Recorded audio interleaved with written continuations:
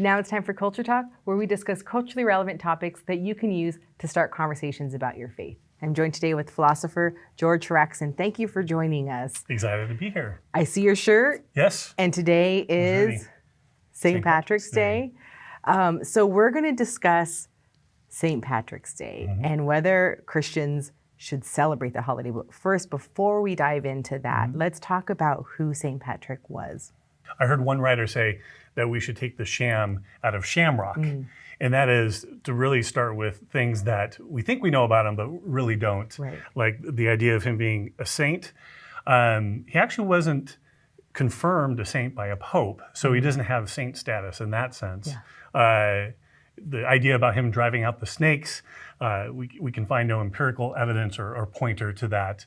The idea of the shamrock, him using the clover to teach about the Trinity, that's probably an apocryphal story, though many theologians see the idea of the Trinity within creation because it reflects God. St. Augustine, who is actually a contemporary with St. Patrick, sees that as well. So there's a number of things that are associated with him that we don't really have evidence to support. Right. Yeah, so that's a lot that's being kind of dismantled when we think about St. Patrick.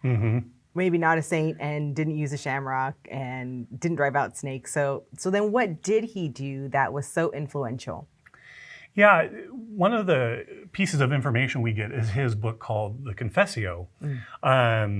And similar to Augustine's Confessions, but he writes about the fact that he was kidnapped at around age 16, taken over to the Isle, and was put in service to various persons there. And it was during that time where he had a bit of an awakening through his suffering, and that drove him to prayer, to admit that he was a sinner. And so even though his family had a Christian origin, taught the Christian faith, he didn't get connected to that, affirm it, until after he went through this period of suffering. He had a vision to escape the island, just when to do it. And in fact, he did. He convinced the boat captain to take him. So he returned to his homeland, but then had another vision and heard a voice to go back and to proclaim the gospel to this group of people. Wow, okay. So he eventually did leave, but then he went back. He went back. Wow. I mean, can you imagine going back to the place where you were in exile, taken away from your family?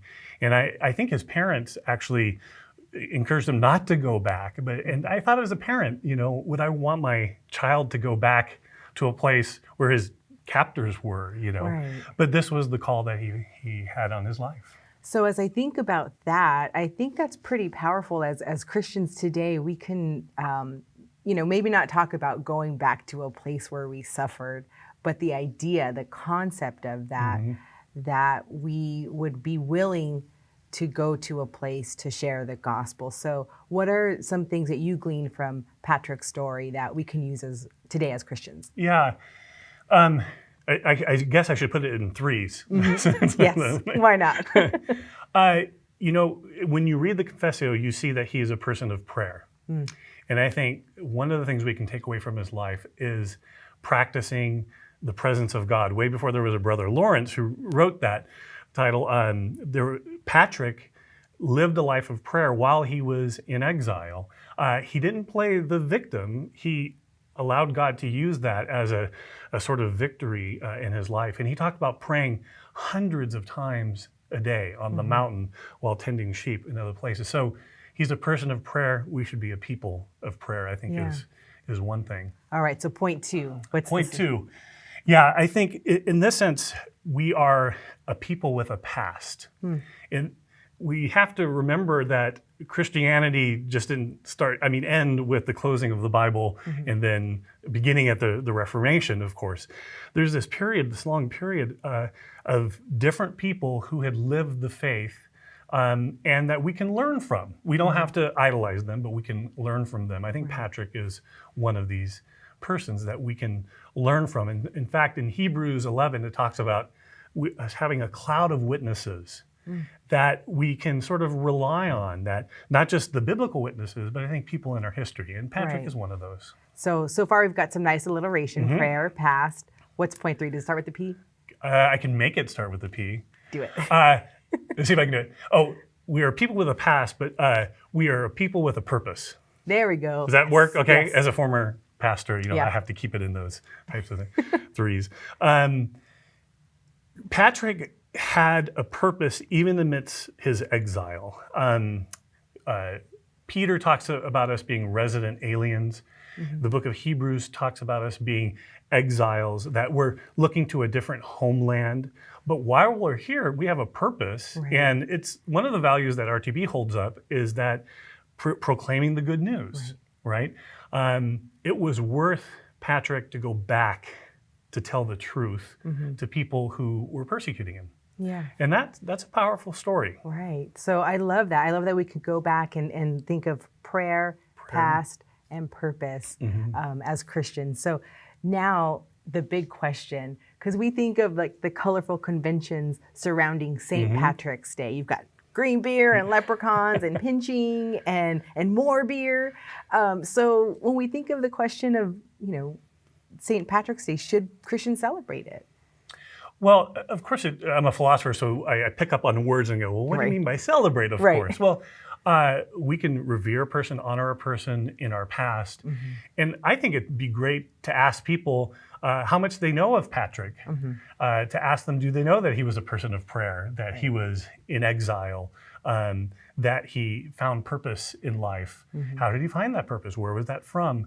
So I think in many ways, absolutely, yes, let's celebrate it, but bring out some of the deep connections that he had to the gospel. Right. So kind of, again, going back to what you said, removing the sham and shamrock. Yeah, removing the sham and shamrock. I like the person who wrote that. Right. So are we pointing people to this book? Well, I was asking Ken Samples. He wrote about the classic Christian thinkers. Augustine is in here. St. Patrick is not, and that's okay. But they lived around the same time, but ministered in different places. And Patrick became a bishop. He influenced many people. He baptized upwards maybe of thousands of people. Thomas Cahill wrote the book about how the Irish saved civilization, and that includes the story of Patrick. But I think Ken's book does an excellent job of us celebrating some of these people of the past, who, again, we don't need to idolize, but they can deeply impact our life, our spiritual formation, how we think about Christianity, how we ask others questions. Yeah, well, thank you so much for that. If you'd like to check out Ken Samples' book, Classic Christian Thinkers, go to shop.reasons.org.